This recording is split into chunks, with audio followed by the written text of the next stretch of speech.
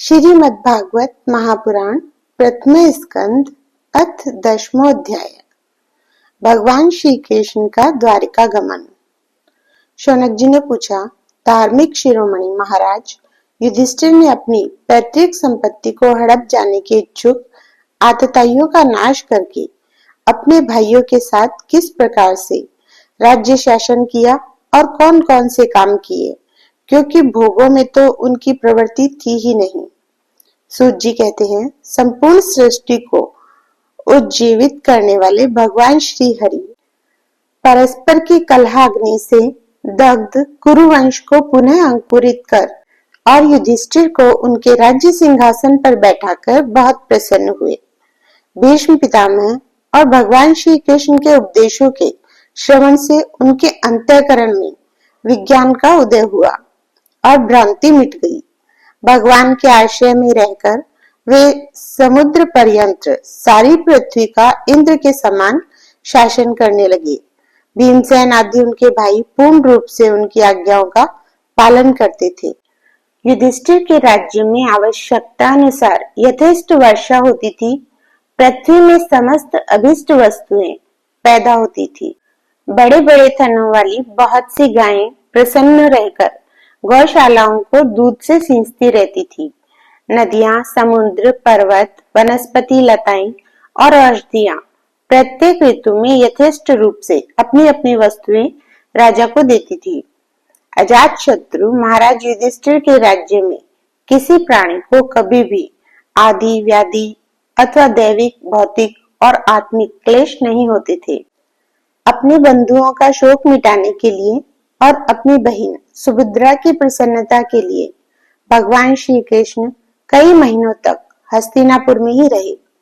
फिर जब उन्होंने राजा युधिष्ठिर से द्वारिका जाने की अनुमति मांगी, तब राजा ने उन्हें अपने हृदय से लगाकर स्वीकृति दे दी। भगवान उनको प्रणाम करके रथ पर सवार हुए। कुछ लोगों समान उम्र वालों ने उनका आलिंगन किया और कुछ जो छोटी उम्र के थे ने प्रणाम किया। उस समय सुभद्रा, द्रौपदी, कुंती, उत्तरा, गांधारी, धृतराष्ट्र, युयुत्सु, कृपाचार्य जी, नकुल, सहदेव, भीमसेन, धौम्य और सत्यवती आदि सब मूर्छित से हो गए। वे श्रांगपाणी भगवान श्री कृष्ण का विरह नहीं सह सके। भगवत भक्त सत्पुरुषों के संग से जिसका दुसंग छूट गया है, वह विचारशील पुरुष भगवान के मधुर मनोहर सुयश को एक बार भी सुन लेने पर फिर उसे छोड़ने की कल्पना भी नहीं करता।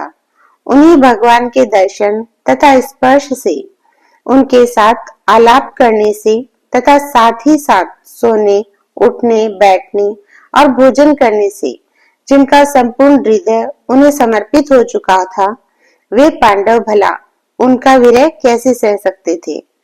उनका चित्त द्रवित हो रहा था। वे सब निर्निमेष नेत्रों से भगवान को देखते हुए स्नेह बंधन से बंधकर जहां तहां दौड़ रहे थे। भगवान श्री कृष्ण के घर से चलते समय उनके बंधुओं की स्त्रियों के नेत्र उत्कंठावश उमड़ते हुए आंसुओं से भर आए, परंतु इस भय से कि कहीं यात्रा के समय अशकुन न हो जाए, उन्होंने बड़ी कठिनाई से उन्हें रोक लिया। भगवान के प्रस्थान के समय मृदंग, शंख, भेरी, वीणा, ढोल, नरसिंगे, धुंधुरी, नगाड़े, घंटे और धुंधुबिया आदि बाजे बजने लगे। भगवान के दर्शन की लालसा से कुरुवंश की स्त्रियां अटारियों पर चढ़ गई और प्रेम, लज्जा तथा मुस्कान से युक्त चितवन से भगवान को देखती हुई उन पर पुष्पों की वर्षा करने लगी। उस समय भगवान के प्रिय सखा घुंघराले बालों वाले अर्जुन ने अपने प्रियतम भगवान श्री कृष्ण का वह श्वेत छत्र, जिसमें मोतियों की झालर लटक रही थी और जिसका डंडा रत्नों का बना हुआ था, अपने हाथ में ले लिया। उद्धव और सात्यकी बड़े विचित्र चंवर डुलाने लगे। मार्ग में भगवान श्री कृष्ण पर चारों ओर से पुष्पों की वर्षा हो रही थी। बड़ी ही मधुर झांकी थी। जहां तहां ब्राह्मणों के दिए हुए सत्य आशीर्वाद सुनाई पड़ रहे थे।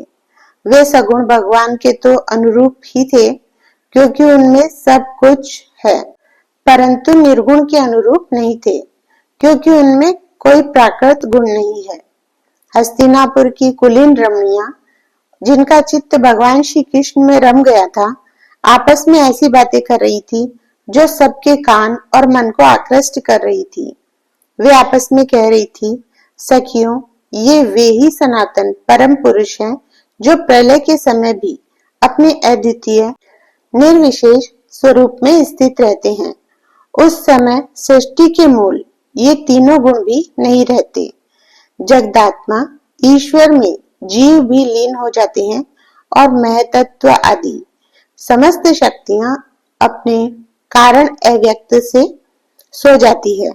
उन्होंने ही फिर अपने नाम रूप रहित स्वरूप में नाम रूप के निर्माण की इच्छा की तथा अपनी काल शक्ति से प्रेरित प्रकृति का, जो कि उनके अंशभूत जीवों को मोहित कर लेती है और सृष्टि की रचना में प्रवृत्त रहती है, अनुसरण किया और व्यवहार के लिए वेदादि शास्त्रों की रचना की। इस जगत में जिसके स्वरूप का साक्षात्कार जितेंद्रिय योगी अपने प्राणों को वश में करके भक्ति से प्रफुल्लित निर्मल हृदय में किया करते हैं, ये भगवान श्री कृष्ण वही साक्षात परम ब्रह्म है। वास्तव में इन्हीं की भक्ति से अंतःकरण की पूर्ण शुद्धि हो सकती है, योगादि के द्वारा नहीं। सखी, वास्तव में ये वही हैं जिनकी सुंदर लीलाओं का गायन वेदों में और दूसरे गोपनीय शास्त्रों में व्यासादि रहस्यवादी ऋषियों ने किया है, जो एक अद्वितीय ईश्वर है और अपनी लीला से जगत की सृष्टि, पालन तथा संहार करते हैं, परंतु उनमें आसक्त नहीं होते। जब तामसी बुद्धि वाले राजा अधर्म से अपना पेट पालने लगते हैं, तब यही सत्व गुण को स्वीकार कर ऐश्वर्य, सत्य, रित, दया और यश प्रकट करते हैं और संसार के कल्याण के लिए युग युग में अनेकों अवतार धारण करते हैं। अहो, यह यदुवंश परम प्रशंसनीय है, क्योंकि लक्ष्मीपति पुरुषोत्तम भगवान श्री कृष्ण ने जन्म ग्रहण करके इस वंश को सम्मानित किया है। यह पवित्र मधुवन व्रजमंडल भी अत्यंत धन्य है, जिसे इन्होंने अपनी शैशव एवं किशोरावस्था में घूम फिरकर सुशोभित किया है। बड़े हर्ष की बात है कि द्वारका ने स्वर्ग के यश का तिरस्कार करके पृथ्वी के पवित्र यश को बढ़ाया है। क्यों न हो, वहां की प्रजा अपने स्वामी भगवान श्री कृष्ण को जो बड़े प्रेम से मंद मंद मुस्कुराते हुए उन्हें कृपा दृष्टि से देखते हैं, निरंतर निहारती रहती है। सखी, जिनका इन्होंने पाणी ग्रहण किया है, उन स्त्रियों ने अवश्य ही व्रत, स्नान, हवन आदि के द्वारा इन परमात्मा की आराधना की होगी, क्योंकि वे बार बार इनकी उस अधर सुधा का पान करती है, जिसके स्मरण मात्र से ही ब्रज बालाएं आनंद से मूर्छित हो जाया करती थी। ये स्वयंवर में शिशुपाल आदि मतवाले राजाओं का मान मर्दन करके जिनको अपने बाहुबल से हर लाए थे, तथा जिनके पुत्र प्रद्युम्न, सांब, आंब आदि है, वे रुक्मणी आदि आठों पटरानियां और बोमासुर को मारकर लाई हुई जो इनकी हजारों अन्य पत्नियां हैं, वे वास्तव में धन्य है, क्योंकि इन सभी ने स्वतंत्रता और पवित्रता से रहित स्त्री जीवन को पवित्र और उज्जवल बना दिया है। इनकी महिमा का वर्णन कोई क्या करे। इनके स्वामी साक्षात कमल नयन भगवान श्री कृष्ण हैं, जो नाना प्रकार की प्रिय चेष्टाओं और पारिजातादि प्रिय वस्तुओं की भेंट से इनके हृदय में प्रेम और आनंद की अभिवृद्धि करते हुए कभी एक क्षण के लिए भी इन्हें छोड़कर दूसरी जगह नहीं जाते। हस्तिनापुर की स्त्रियां इस प्रकार बातचीत कर ही रही थी कि भगवान श्री कृष्ण मंद मुस्कान और प्रेम पूर्ण चितवन से उनका अभिनंदन करते हुए वहां से विदा हो गए। अजात शत्रु युधिष्ठिर ने भगवान श्री कृष्ण की रक्षा के लिए हाथी, घोड़े, रथ और पैदल सेना उनके साथ कर दी। उन्हें स्नेहवश यह शंका हुई थी कि कहीं रास्ते में शत्रु इन पर आक्रमण न कर दे। सुदृढ़ प्रेम के कारण कुरुवंशी पांडव भगवान के साथ बहुत दूर तक चले गए। वे लोग उस समय भावी विरह से व्याकुल हो रहे थे।